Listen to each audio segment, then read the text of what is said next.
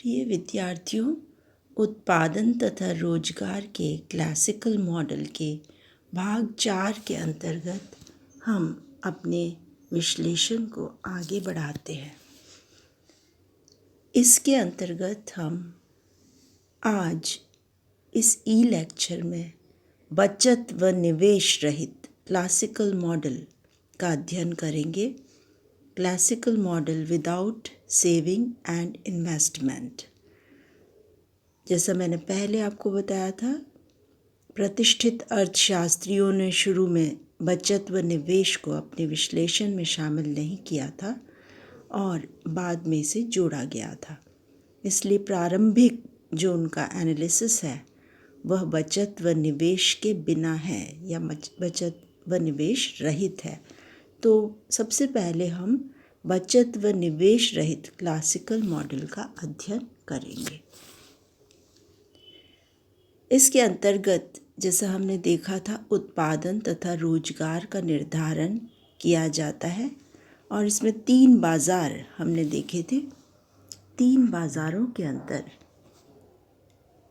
उत्पादन तथा रोजगार का निर्धारण किया जाता है और ये 3 बाजार श्रम बाजार, वस्तु बाजार तथा मुद्रा बाजार हैं, जिनके बारे में हमने विस्तार से दूसरे वाले भाग में पढ़ा था।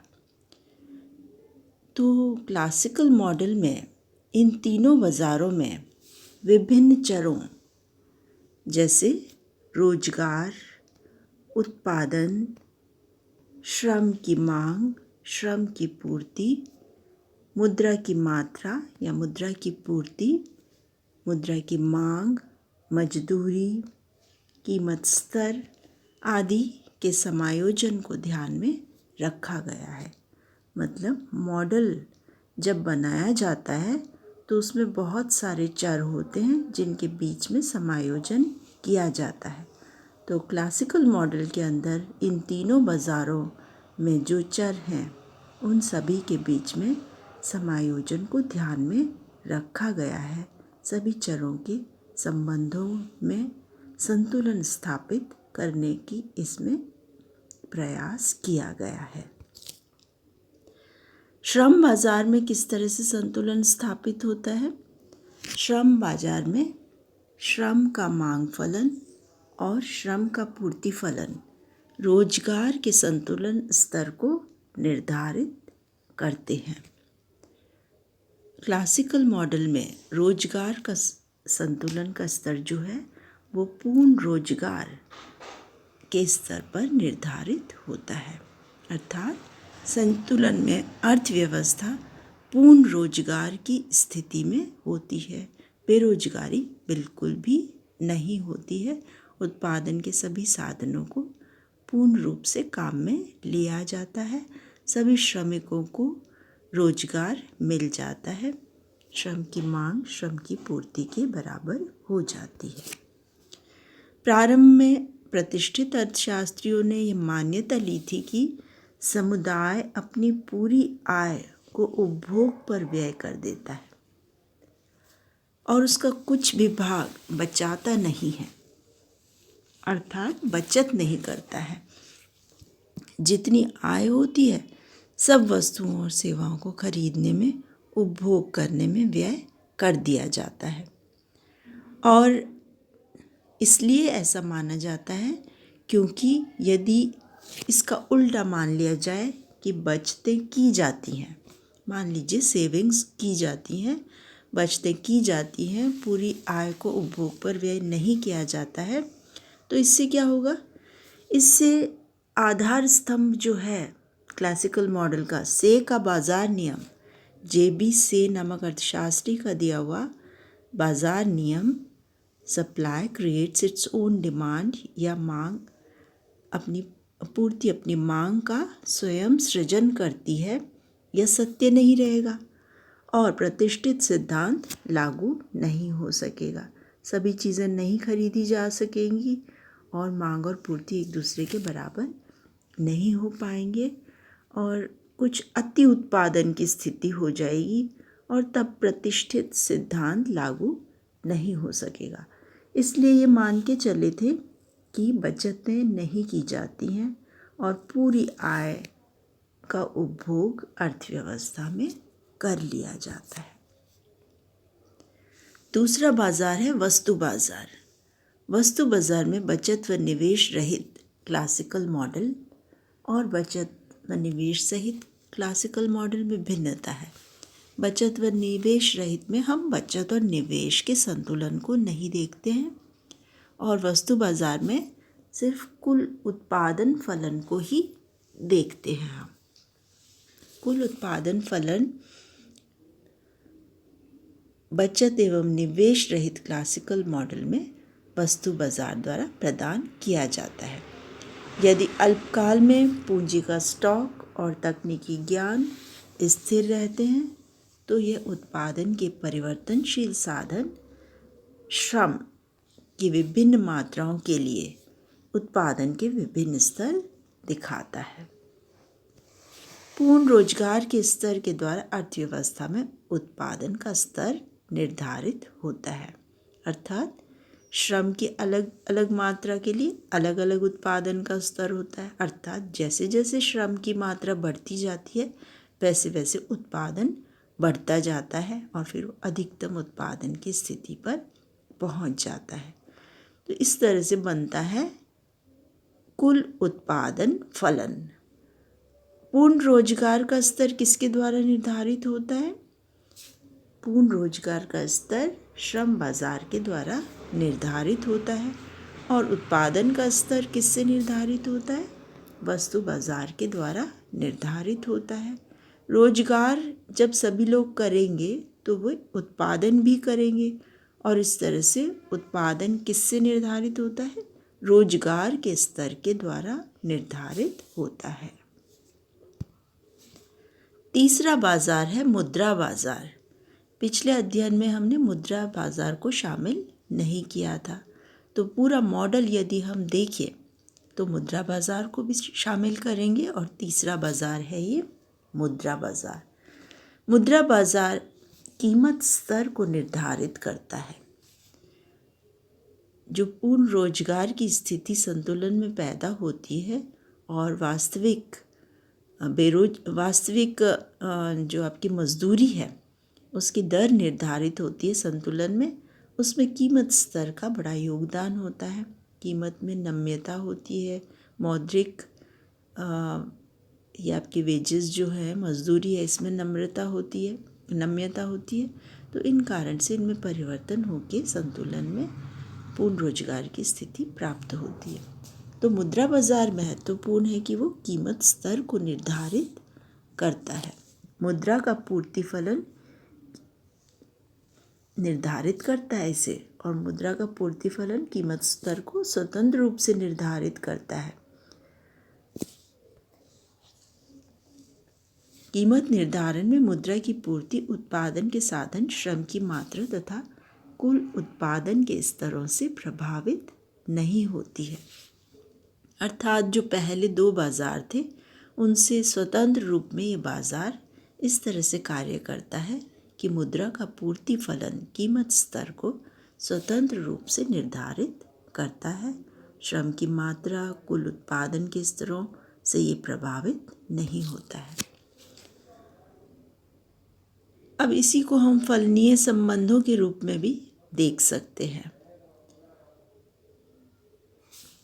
तीनों बाजारों वाली क्लासिकल प्रणाली जिसमें बचत व निवेश नहीं लिए गए हों में फलनीय संबंध इस प्रकार व्यक्त किए जा सकते हैं। Q = F(n)K बार T बार। तो यहाँ पे बार लग जाएंगे क्योंकि ये स्थिर हैं, तो इनके ऊपर हमने ये पीले रंग से बार लगा दिए हैं। DL अर्थात श्रम की मांग, ये किसका फलन है? W/P का फलन है। SL श्रम की पूर्ति, ये भी W/P का फलन है। MV = PQ, ये कुल मिला के बन जाता है आपका मॉडल। बचत व निवेश रहित मॉडल है, इसमें बचत और निवेश नहीं लिए गए हैं, तो इसमें उत्पादन है Q, रोजगार का स्तर है N, श्रम की मांग DL, डिमांड ऑफ लेबर, और ये है रियल वेजेस या वास्तविक मजदूरी की दर। SL श्रम की पूर्ति, और ये किस पे निर्भर करती है? वास्तविक मजदूरी पे। यहाँ तक हमने पहले भी देखा था। और फिर ये नई चीज़ जो यहाँ शामिल हो रही है, मुद्रा बाजार शामिल हो रहा है, जिसमें मुद्रा की पूर्ति MV बराबर मुद्रा की मांग PQ। पहले जो हमने फिशर का सिद्धांत लिया था उसके अंदर T काम में लिया था, Q यहाँ पे काम में ले रहे हैं, वहाँ T काम में लिया था। तो एक्चुअली सौदों के लिए T काम में लिया गया था। अब क्योंकि यहाँ पर बचत नहीं की जा रही है और सभी उत्पादन को खरीद लिया जा रहा है, तो इसलिए सौदे Q के बराबर ही हैं। जितना भी उत्पादन हो रहा है उसका सौदा कर लिया गया। तो Q और T ये दोनों बराबर हैं। तो यहाँ पे T क्योंकि टेक्नोलॉजी के लिए काम में लिया गया है और Q यहाँ पे उत्पादन के लिए काम में लिया गया है, तो यहाँ Q जो है वो सौदे दिखा रहा है। तो MV = PT के समान ही है ये, MV = PQ, इसमें कोई भी अंतर नहीं है। तो ये 4 समीकरण मिलके फलनीय संबंध दिखाते हैं बचत व निवेश रहित क्लासिकल मॉडल के अंदर। अब इसको और अच्छी तरह से समझने के लिए हम रेखा चित्र द्वारा इसका निरूपण करते हैं। प्रतिष्ठित पूर्ण रोजगार संतुलन मॉडल बचत एवं निवेश रहित की रेखा चित्र द्वारा व्याख्या चित्र 1 में प्रस्तुत की गई है। चित्र 1 आप यहाँ देख सकते हैं, इसके 4 भाग हैं, A, B, C और D। B और A भाग के अंदर जो संतुलन स्थापित हो रहे हैं उसका हमने पहले अध्ययन किया था, और कंप्लीट मॉडल बचत व निवेश रहित जो बनाना है उसके अंदर हम मुद्रा बाजार को भी ले रहे हैं।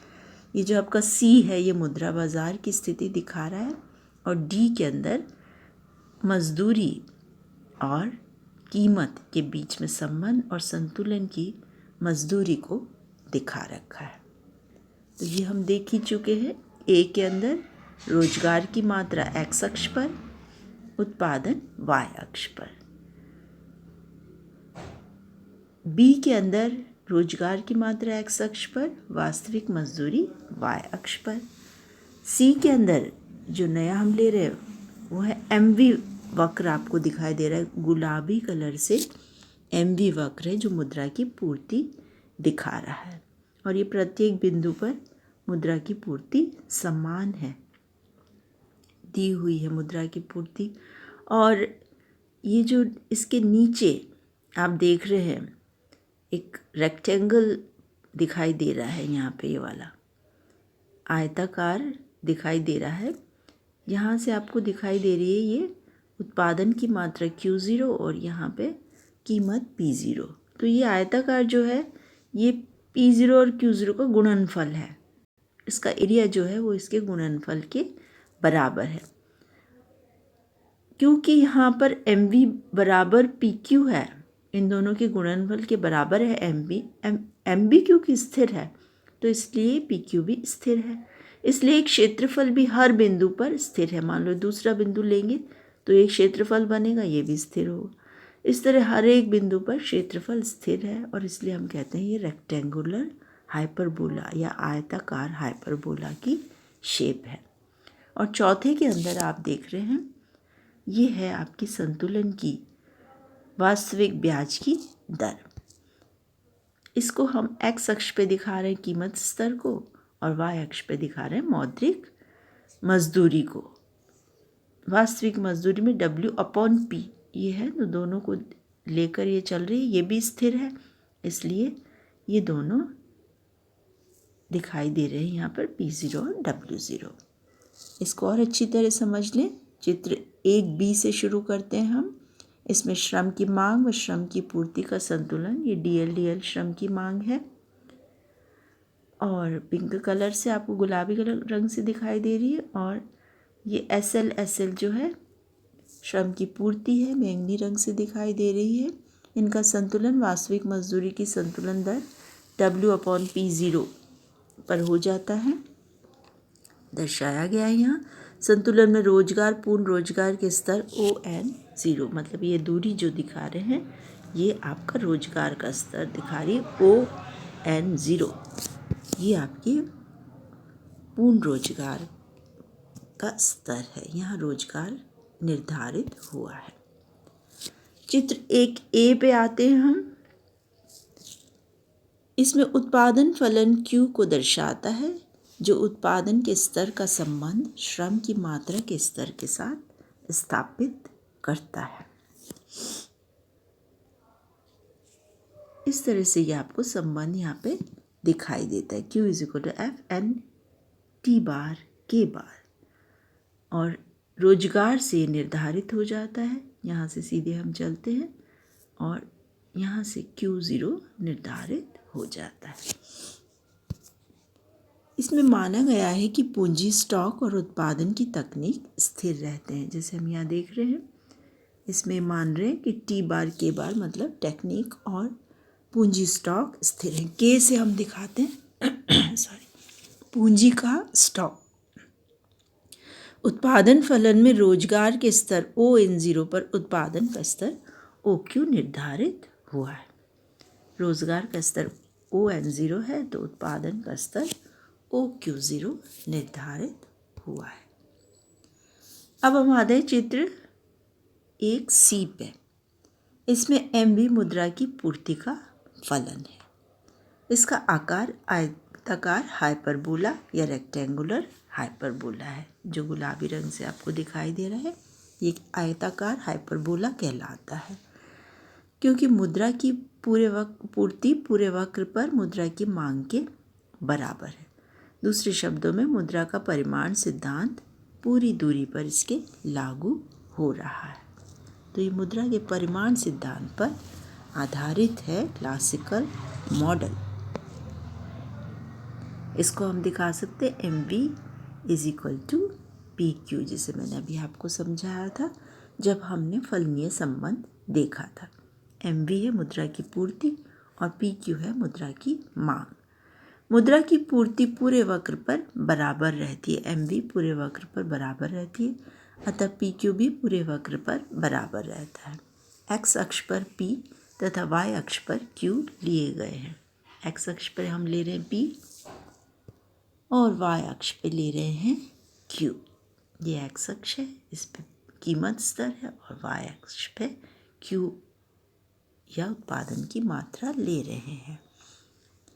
P/Q की यह स्थिति MV वक्र के रेक्टेंगुलर हाइपरबोला के आकार को परिभाषित करती है। जैसे मैंने बताया था आपको, P और Q को गुणा करेंगे तो एक क्षेत्रफल आ जाएगा, और ये इसका हाइपरबोला, रेक्टेंगुलर हाइपरबोला निश्चित कर देता है आकार को। अब हम आते हैं चित्र 1D के ऊपर।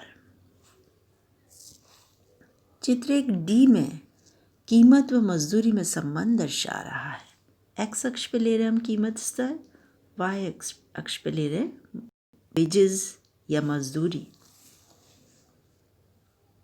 संतुलन में वास्तविक मजदूरी की रेखा W/P0, ये एक रेखा है। संतुलन में वास्तविक मजदूरी को ये दर्शा रही है, आसमानी रंग की रेखा,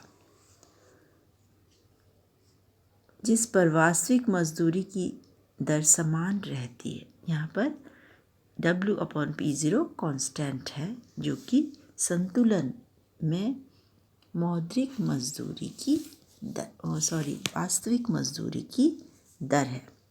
इस प्रकार इस चित्र में कीमत व मजदूरी का संतुलन के लिए समायोजन दिखाया गया है। X अक्ष पे कीमत है, Y अक्ष पे मजदूरी है, और किस तरह इन दोनों का समायोजन हो रहा है जिससे ये स्थिर, ये संतुलन में वास्तविक मजदूरी की दर निर्धारित हो रही है। इस प्रकार यह कंप्लीट क्लासिकल मॉडल दिखाई दे रहा है उत्पादन तथा रोजगार का निर्धारण का, जिसमें बचत व निवेश को शामिल नहीं किया गया है, अर्थात बचत व निवेश रहित पूर्ण क्लासिकल मॉडल यहाँ पे दिखाई दे रहा है। तीनों बाज़ारों के संतुलन, विभिन्न चरों के संतुलन का समायोजन इसमें किया गया है और संतुलन की स्थिति प्राप्त की गई है।